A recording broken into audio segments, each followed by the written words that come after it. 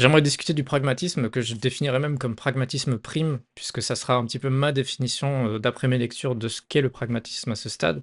J'aimerais expliquer pourquoi c'est plus qu'une philosophie et qu'en fait c'est ce qui décrit notre réalité, enfin ce qu'on nomme la réalité, et qu'il y a des points essentiels dans ce pragmatisme qui empêchent le nihilisme et qui empêchent le sadisme et qui empêchent d'obtenir des théories absurdes. Heu, donc je vais commencer par d'où ça vient tout ça. Donc disons, au Moyen Âge, alors je ne sais pas exactement en quelle année, on a eu, d'abord Hume qui a écrit, Enquête sur l'entendement humain. Donc ça, c'est toute la philosophie anglo-saxonne qui a été basée sur des mécanismes, qui étaient vivement critiqués par la, philosophie, européenne, avec les Allemands qui critiquaient beaucoup cette perception des choses, qui se basait finalement sur les données et des petits mécanismes qui permettent d'atteindre, une, réalité, disons, bayésienne, c'est-à-dire à partir des données, on fait des statistiques et on obtient une vérité. En tout cas, disons, on peut résumer ça comme ça, et c'est par ces gens anglo-saxons qu'on a obtenu l'ordinateur. Alan Turing, c'est également le mécanisme. Il se posait déjà la question de savoir si l'esprit humain n'est pas justement une machine et un mécanisme qui se base seulement sur des petites étapes qui, à l'échelle, finit par donner un être humain, donc que nous soyons des machines.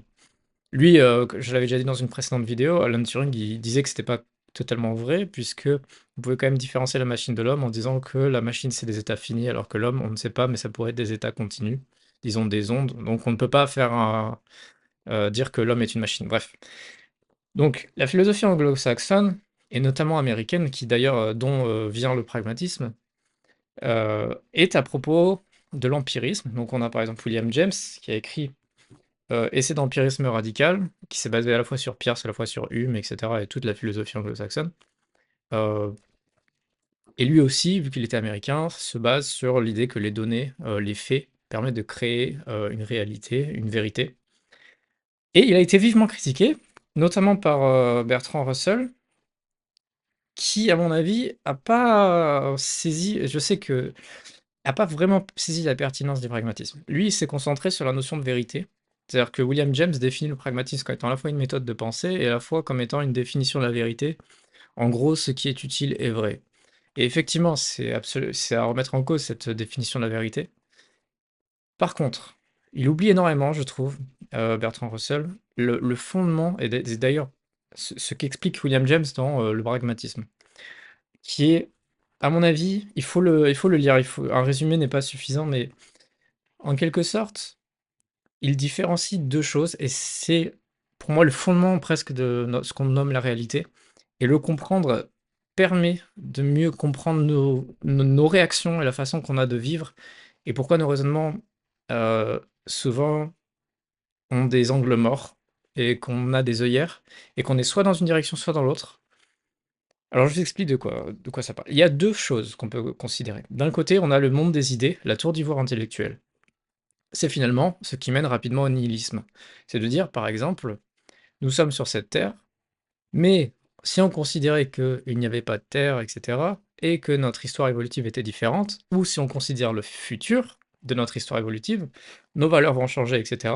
Et donc, d'un point de vue absolu, dans le monde des idées, il n'y a effectivement plus de valeurs auxquelles on peut se référer de façon par le monde des idées, disons, en utilisant simplement le monde des idées sans regarder la réalité. Et on en arrive à des théories, dans cette tour d'ivoire intellectuelle, la tour d'ivoire du philosophe, qui semblent totalement détachées de la réalité. Et donc ça mène rapidement au nihilisme, puisqu'on considère que le monde n'existe plus, qu'on peut l'ignorer, qu'on peut faire une théorie où il n'existe pas un truc plus large. Et en fait, ça ressemble beaucoup aux mathématiques, cette façon de voir les choses. C'est-à-dire, euh, on a des données, et on ne se concentre pas sur les données, mais sur les règles surjacentes aux données qu'on a. Au lieu de vous concentrer sur un nombre, ou le nombre d'après, et chaque nombre les uns après les autres, vous vous concentrez sur la règle qui définit tous les nombres. Et donc, vous ne vous concentrez sur aucun nombre, mais sur ce qui est surjacent au nombre. Et c'est ainsi que vous définissez des règles qui fonctionnent pour tous les nombres. Donc là, vous pouvez, du coup, comme vous ne vous concentrez pas sur un nombre précis, vous pouvez arriver à des règles en disant que tout se vaut dans l'absolu, en considérant qu'on n'a pas pris de point, on n'a pas choisi où est-ce qu'on se place dans le monde, on n'a pas choisi d'instant, disons. Et ben à ce moment-là, effectivement, tout se vaut. Donc on est dans la tour d'ivoire intellectuelle. où en fait on peut tout résumer à des choses surjacentes qui font disparaître le réel. Pourquoi on fait ça? Pourquoi on fait ça? Moi, je me suis longuement posé la question et j'en ai déduit quelque chose. Disons que vous voulez comprendre, vous êtes sur un segment historique, quelque chose se passe. Vous voulez prédire l'avenir.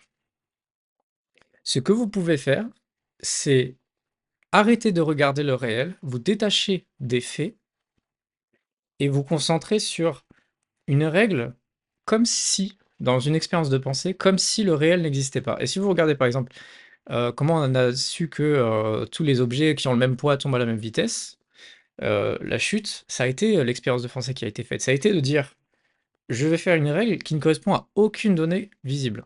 Puisque, en fait, quand on regarde, les objets ne tombent pas à la même vitesse. Mais c'est de faire une règle en se disant: «Je me détache du réel, je considère presque que le réel n'est pas vrai. Je me place avant ça, je crée une règle qui serait surjacente à tout ça et qui, laisserait dire qu'il y a un autre événement qui fait que ces objets tombent à des vitesses différentes, qui va être la résistance de l'air», par exemple. Donc c'est un détachement mathématique du réel, un détachement des faits, où on oublie les faits et on se concentre sur la récursivité. On se concentre sur la règle qui va être vraie tout le temps. Donc par exemple, vous considérez le point 0, vous considérez le point n+1, et une fois que vous avez prouvé que ça marche pour 0 et n+1, vous avez prouvé que quelque chose est vrai, quelles que soient les données futures. Vous n'avez pas besoin d'étudier chaque point pour faire correspondre une vérité à toutes les données futures, c'est la récursivité mathématique. Ça, c'est la tour d'ivoire intellectuelle qui mène au nihilisme, si on ne considère que cette tour d'ivoire intellectuelle. Puisque on oublie les nombres, justement, que on a dû les oublier. On oublie les données réelles. On se place dans un monde abstrait, où les données réelles ne sont pas là, on considère toutes les données possibles, par exemple tous les futurs possibles, pour faire une règle sur l'intégralité du monde. Et c'est comme ça qu'on arrive à toutes les théories nihilistes. Donc on voit que ça, il y a un avantage, comme j'ai expliqué, puisque d'extrapoler. Ça permet d'extrapoler très très loin, indépendamment des données, ce qu'il va se passer. Par contre, il y a un désavantage, c'est que ça mène à, comme le dit William James en fait, à une sensation. Il le dit de façon très simple, je trouve ça assez bien écrit. Il dit en fait, les gens réels comprennent pas ce qui se passe avec les philosophes qui ont l'air de délirer. Dans leur tour d'ivoire, ils ont oublié, par exemple, il faut manger. Là, maintenant, tout de suite, où ils vont dire tout se vaut dans l'abstrait, puis après, il y a la réalité. Et là, le décalage est tel qu'on se dit, mais qu'est-ce qu'ils racontent? Qu'est-ce que racontent les philosophes dans leur tour d'ivoire intellectuel? En fait, il faut voir du coup, voilà, c'est que si on prend que la tour d'ivoire intellectuelle, effectivement, il y a un problème. Mais on voit tout de même, dès ce moment-là, par récursivité, que effectivement, il y a un intérêt à se placer en dehors de la réalité, à ignorer les faits et à faire des règles plus générales où les faits n'importent pas. Où on prend une règle plus large que ce dont on parle, pour parler de ce dont on parle, pour voir si, en prenant cette règle plus large, on ne peut pas dire des choses sur ce qui va se passer à l'avenir, par exemple. Ça, c'est pour la tour d'ivoire intellectuelle, c'est la première partie du pragmatisme. Donc tour d'ivoire intellectuelle d'un côté. Ce qui va être la philosophie européenne, va être la philosophie, vu que ça vient du christianisme, de l'absolu. De l'autre, on a la théorie empirique, donc de Hume, mais même de William James qui a fait, comment ça s'appelle? Essai d'empirisme radical également, qui va dire, en fait, ce qui compte, c'est les données. C'est-à-dire, en fait, il y a que le réel. Si je regarde autour de moi, j'ai besoin de manger là maintenant. On va oublier le monde des idées, la tour d'ivoire, on va regarder le réel. Là, j'ai faim. Ça, c'est réel. Ça, c'est vrai. Heu, Là, j'ai envie de ceci, cela. Là, je suis un être humain. Là, je vais souffrir. Tout se vaut peut-être dans l'abstrait, dans la tour d'ivoire, mais là, dans la réalité, qu'est-ce qui se passe? Et là, dans la réalité, tout se vaut pas du tout. Donc ça, c'est le réel empirique qui semble, presque contredire, si on réfléchit, la tour d'ivoire intellectuelle. Donc là, on a les 2 choses qui ont l'air presque contradictoires. Pourquoi l'empirisme est utile? L'empirisme, il est utile parce que, heu, on ne vit pas dans la tour d'ivoire. On vit dans une réalité, en tout cas ce qu'on nomme la réalité, qui contient des données empiriques et donc on n'est pas sur ce segment avec tous les nombres qui pourraient être n'importe lequel. Il y en a qui sont réels, il y a une réalité, des vrais êtres vivants, des vraies choses qui se passent et c'est cette réalité que l'empirisme définit. Et comment l'empirisme fonctionne, disons, c'est presque, une méthode bayésienne où, selon les données passées, on va prédire les données futures. C'est un truc un petit peu que critiquaient beaucoup Bertrand Russell, dans ce que j'ai lu en tout cas de ce qu'il disait du pragmatisme, il critiquait ça puisque ça mène à l'idée que dès que quelque chose fonctionne, on va l'utiliser. Mais il a oublié, je trouve qu'il quand même, il a été un peu de mauvaise foi parce qu'il a oublié toute la partie où justement le pragmatisme prend pas en compte que ça, pas que l'empirisme. Donc cet empirisme, il nous dit, d'après ce qui se passe aujourd'hui, qu'est-ce que je peux dire? Là, tout de suite. Je vais vous prendre un exemple sur la vidéo que j'ai fait sur la loi du plus fort. La vidéo sur la loi du plus fort, qu'est-ce qu'elle dit? Que j'ai fait, elle dit il n'y a pas de notion de force dans l'abstrait. C'est-à-dire que selon tout dépend de l'environnement et qu'on ne peut pas dire que quelque chose est plus fort que quelque chose d'autre sans prendre en compte une situation.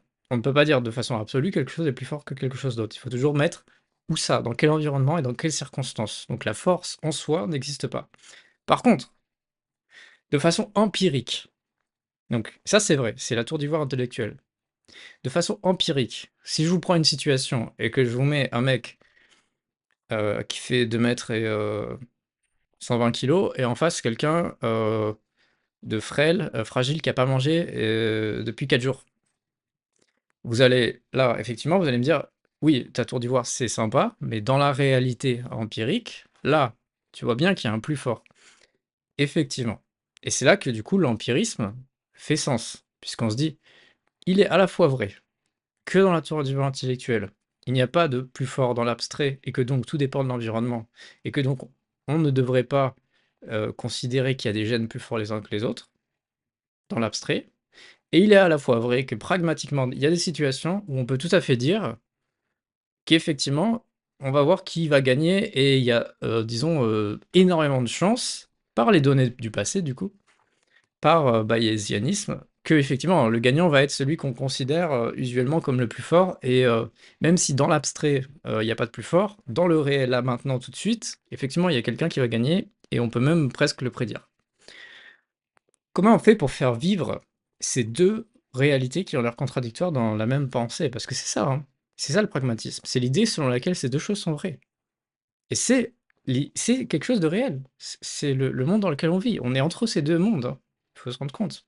On est à la fois entre le monde des idées qui est à la fois vrai de dire que dans l'abstrait, et si on prend du recul et qu'on ignore les données d'un nombre en particulier, mais qu'on prend toutes les possibilités, effectivement, il n'y a pas de plus fort. Et il est vrai que si on nous donne une situation précise, avec des personnes, un environnement donné, et cetera, là, il y a un plus fort directement, on peut savoir qui va gagner.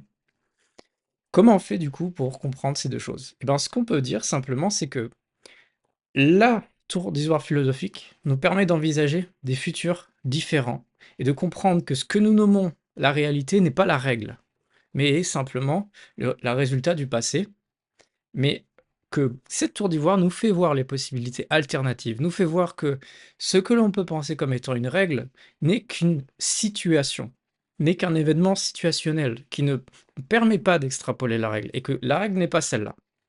Là, ce n'est pas la règle, mais l'événement tautologique. Donc là, on pourrait prendre ça comme exemple, dire qu'il y a des événements tautologiques d'un côté et des règles de l'autre, récursives de l'autre. Les règles récursives nous disent, non, cet événement est tautologique, mais ne permet pas de définir la règle. Et tout cet ensemble d'événements ne permet jamais de définir la règle. C'était d'ailleurs un argument que Russell poussait énormément, cette idée qu'il y a une vérité qui ne dépend pas des données. Quel que soit le nombre de données qu'on a, ça ne valide pas de plus en plus le fait que quelque chose soit vrai ou faux. Si quelque chose peut être vrai, malgré toutes les données qu'on a qui vont dans le sens inverse. Et ça, en gros, que ça ne définit pas la règle, que les données ne définissent pas la règle. Et donc, un autre monde est possible, qu'autre chose est possible, et que donc, il faut voir plus large pour ce qui est du futur.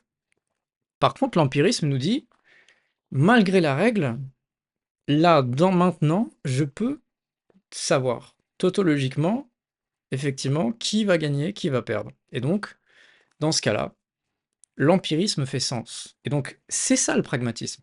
C'est ça le pragmatisme de William James, et que Bertrand Russell n'a pas compris. Bertrand Russell est resté dans son idée qu'il y avait que de l'absolu et pas d'empirisme, en tout cas c'est comme ça que je l'ai saisi. Mais le pragmatisme, c'est pas ça, c'est de dire ces deux mondes sont vrais en même temps.